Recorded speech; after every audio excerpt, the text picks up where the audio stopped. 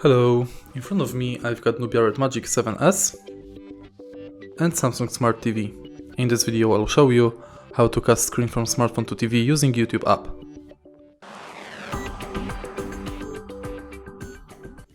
In the beginning make sure that both devices are connected to same Wi-Fi, and then on your smartphone go to YouTube app, press screencast button and select your TV.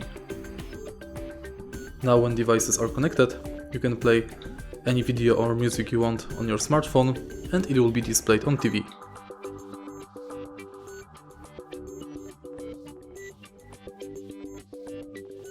If you want to disconnect your devices, again press screencast button and select disconnect. And that's it. If you find this video helpful, please leave like, comment and subscribe.